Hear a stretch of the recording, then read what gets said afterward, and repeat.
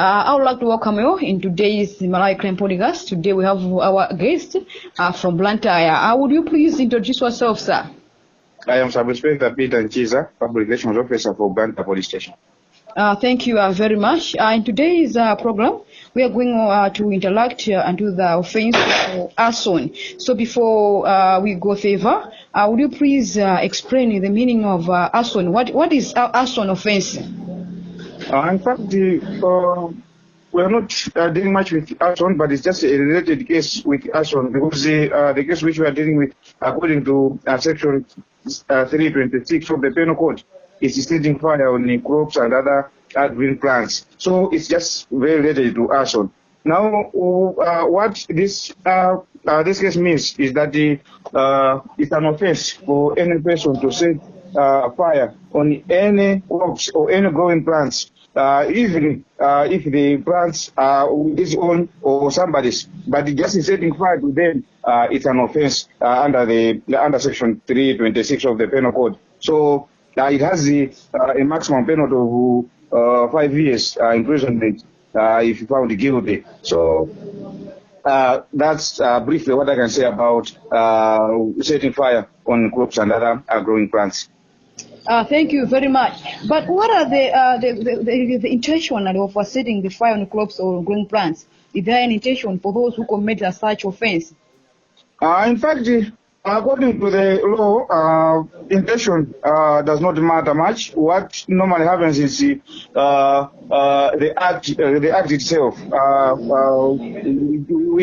We are able to establish the case just by looking at an act of just setting fire to the crops. Of course, we know for sure that most of the times when somebody is committing an offense, there is always an intention. You know, in law, there is always what we call a mens rea. That's the thinking or what somebody is thinking about or what he wants. And then there is an act serious where we are talking about the act itself. Now, for this offense, if you look at the mens rea, if you look at the thinking of the person, you just know that somebody who is of a good sound mind will be able to know that these are the crops or these are the growing crop plants, and somebody has grown them here just because he wants to make use of them, or even might be himself that he was doing that for himself or his betterment. But when we think of just setting fire to them, that's when maybe you think that he had a particular intention.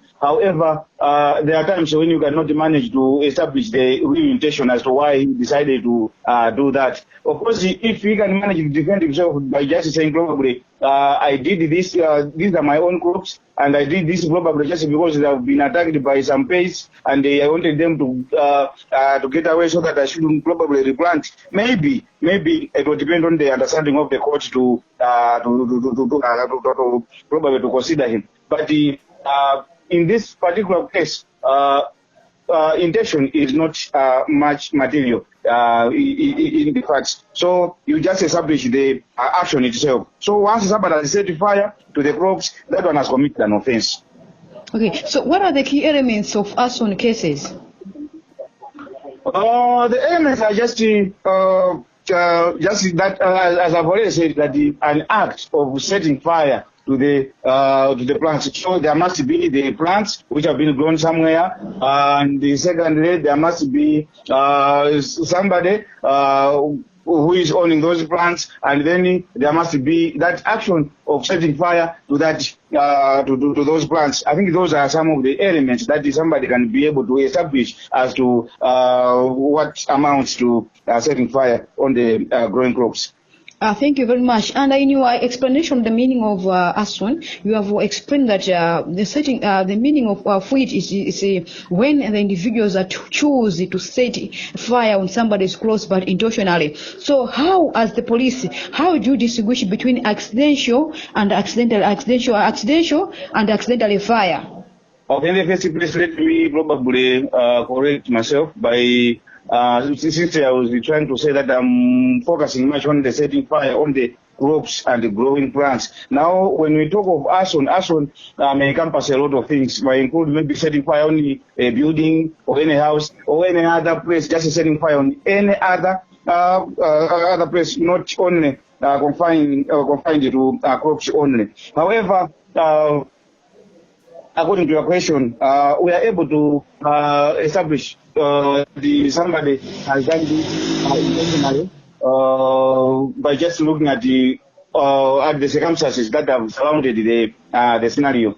But in most cases, as I've already said, that the intention itself is not material enough, or is not very important in establishing the case. But mostly we establish the case by just looking at the action which has taken place. However, as you are putting it, there are some instances where accidentally somebody can set fire to a building or any other place can set fire to that. So it will depend on the investigations, because once the thing has happened, it will be reported to police. Police will carry out its investigations, and through investigations will be able to establish that indeed there was an action of setting fire to this particular place. However, the setting fire, that action was not intentional.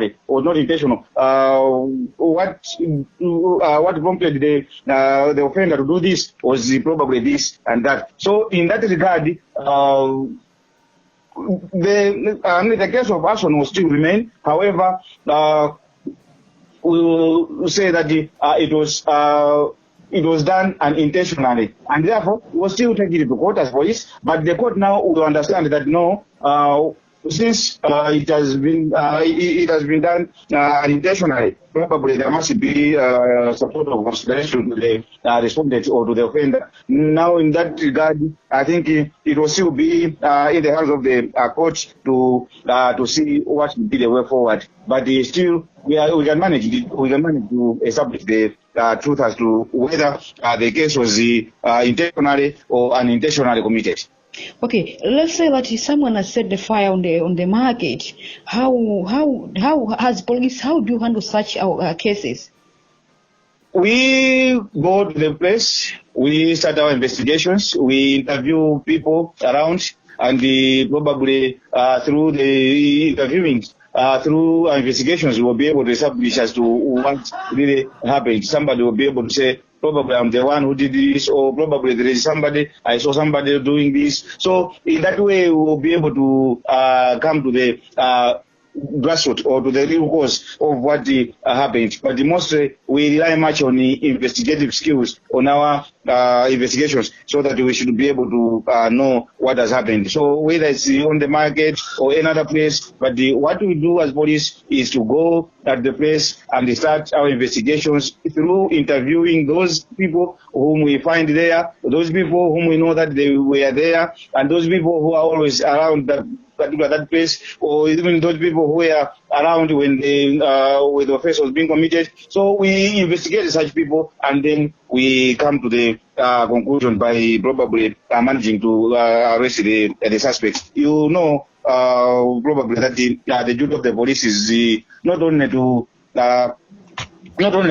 arrest anyhow, but we just take those whom we suspect to have committed according to our investigations. If we found that probably this one might have information, then we bring them together, we ask them, and they give us the information. That information normally leads us to where we are able to trace the real culprit. Now, once we have managed to apprehend him, that's when now we take him to the court of law, where the court will be able to establish the truth as to whether the suspect committed the offense or not. So that's the way we normally do. Okay, so what are the challenges in investigating the Arson cases? Is there any challenge that you have encountered as police? Of course, yes. Apart from the challenge of mobility, the major challenge of police to carry out investigations is mobility. But sometimes we do have some lack of trainings in terms of investigating some cases of probably of fire. Of course, we know we have some of the guys who are trained in that particular area, but they are not as many as required, because the cases normally happens almost everywhere. But you find that the police officers are just very few, so it will be a bit hard for us maybe to rely on a police officer who is based in Lilongwe, a police officer who is based probably in Zuzu or is based in Izomba to come to Blantyre and carry out an investigation on the fire which has taken place. So in that regard, what we normally do when we see that there is a case which needs some expertise sort of investigation, we normally engage the other authorities. You know, we have the fire brigades in our city. So we normally engage them. We know that they are skilled in such areas. Sometimes when probably it is rumored or it is discovered that the cause of the fire was not the electricity, we engage our friends from ESCOM and we engage some other stakeholders so that together we can be able to establish the truth, the real truth as to what has happened. So we can say that the challenge is lack of enough expertise in terms of investigating such cases. Thank you very much. As police, how would you estimate the extent of the damage caused by the arson? Yeah, there are a number of ways in which we can estimate, but most of the times what we normally do is to ask the victims, those people whom their properties have been damaged, they give us the detailed information regarding their properties. So probably if it is in the house, they will mention everything that was in the house that have been burnt by fire, or if it is the plants, they will give us the evaluation of whatever they inputted on that particular place, so that we are able to trace. We are able to find out how much have been lost. And in most cases, we use such ways, using the victims to tell us what really. What properties were there at the place which have been burnt, and most of the times when we engage our stakeholders, our friends, to carry out the investigations together, they also have their own ways. They also have their own skills of evaluating the extent of damage that have been caused. So in that regard, we are able to come up with the real information as to how much have been damaged and what to look for. Okay, so what are the common motives behind the arson attacks on agricultural land? Let's say yeah, thank you. Go ahead. Most of the times, the common intention is that somebody probably is just not interested to see those plants growing probably on that particular land. That's the most common intention. They are not happy with the growing of those crops, so they just want to do away with them. That's the most common intention. However, sometimes it's because of the disagreements between the parties, especially regarding the land. Most of the time, you have the land issues where somebody is claiming that this is my land and others are saying this is my land too. Now, if you go and plant your crops on that land which you are claiming to be yours and somebody is claiming the same place to be his, then what normally comes after? Apart from just physical fighting, somebody will be just thinking of just going to burn to set on fire all the plants that have been grown on that particular land, and in that circumstances, it's always easy for us to trace who has done that. And when we apprehend him, what we normally do is to level the case of arson or the level of setting fire to crops on him, and that disagreement over the land is no longer our case, because we normally teach people that the laws are divided into criminal and civil matters. So wherever there is disagreements or misunderstandings over the land, it's a civil law. Yes, it's a civil law where you need just to consult the lawyers. They take the matter to court, and the court will sort it out amicably. But if you wait, you don't go to court to seek relief from the court, and then you wait until your friend has probably gone something on that particular land, so that you set it to fire. Then what will happen? That the police will just come and arrest you for the action that you have taken only, not just because the land belongs to you, but just because of the action that you have taken, you will get arrested. So police will just arrest those guys who have done such particular malpractice based on the dictates of the law. So how can the citizen come out and help the law enforcers in presenting such offences of arson? In the first place, they need to work hand in hand with police by ensuring that they report to police any person who is suspected to have committed such offense, and where possible, they should be hungry to know what law says about anything in their area, because as I already said, that some of the causes of such offences may be some misunderstandings over the land. They should be able to know, people should be able to know that everywhere in the world there are some misunderstandings over the land, but the procedures of trying to solve the matter, trying to solve the misunderstanding is just to report to court so that they should be assisted. And where they feel that probably somebody is not able to, probably somebody doesn't know, they should consult, they should request even police. We have our own office, victim support unit, which normally goes around the areas trying to civic educate people on what they should be doing in dealing with the offences which normally happens around the area. So I should say that what people should be doing is just to work hand in hand with police by reporting anything that happens within their areas, and also they should be taking their responsibility as the real citizens of the country in avoiding any offences that might occur in the areas. Have you been there any initiative to educate the public about the arson prevention measures and the consequences?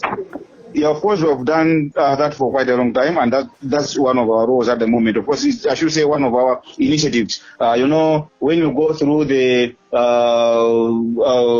police establishment and you consult the rules of the police, I don't know that you will be able to find or to discover any place where they write that one of the functions of the police is to civic educate people. However, despite that, it's not well established in that regard. But as police, we took an initiative that we should be civic educating people. So you'll find that at the moment in police, we have community policing branch, which is responsible for civic education, civic educating members of the general public in various areas of the law. And there, on top of that, of course, there is also a certain branch known as Public Relations Office, which is also responsible for the similar functions. So we normally carry out the civic education activities almost into every corner, every area of our land. Our aim is that people should not just perish, people should not just be arrested probably without them knowing the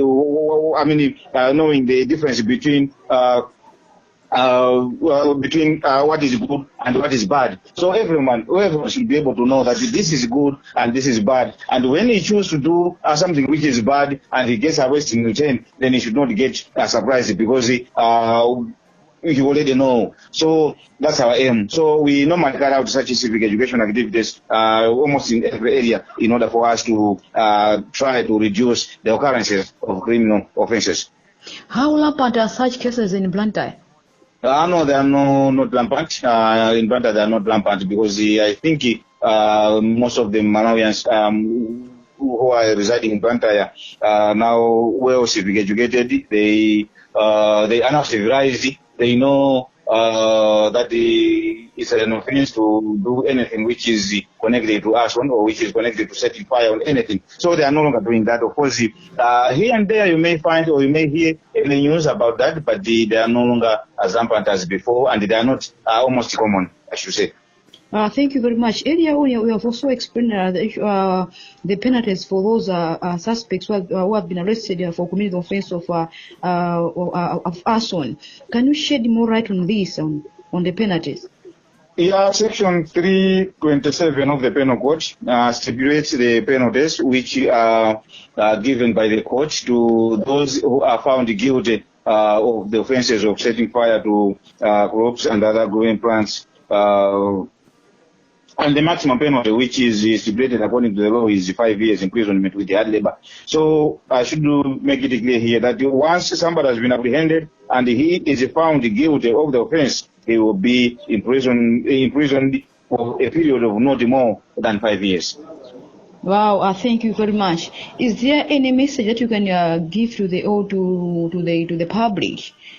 Yeah, of course, should have the message only to request members of the general public to keep working hand in hand with police, ensuring that there is security in the areas. You know, we cannot rely on police only to bring sanity, to bring security in our areas, because the areas are just very large. So we depend much largely on the on participation of members of the general public in dealing with the crime. So please, let's keep on working together.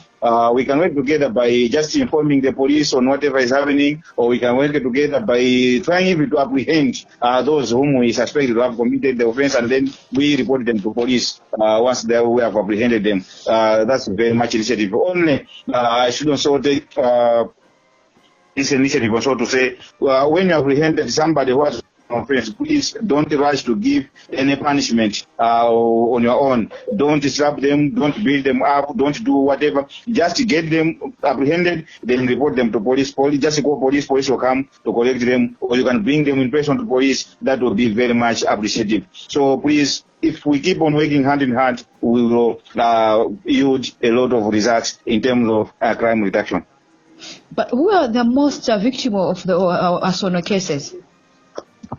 Yeah, the most victims are those people who their properties have been set on fire. Cannot be able to distinguish here as to say probably the victims are the old people or the youth or women or children. No, but those people whom their properties have been set ablaze are the most victims of these particular offences. That's in general, I should say like that.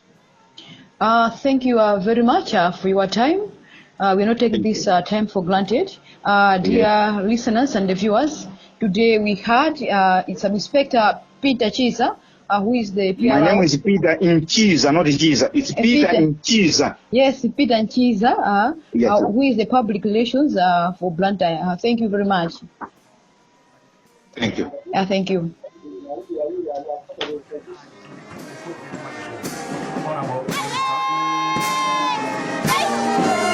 I request you to stand for IM's right salute. As I said, we're not being senior on. The parade commander is the Superintendent Afiashiwa, who is also the officer in charge of training wing. Division number 1 is under the able leadership of Assistant Superintendent Amina Ejawado. Division number 2 has been trusted.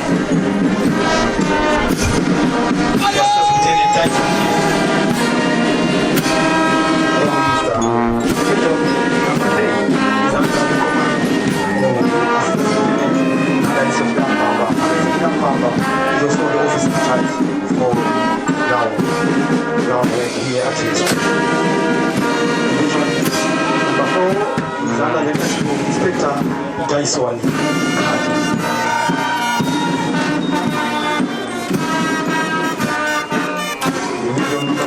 Under the leadership of Inspector Charles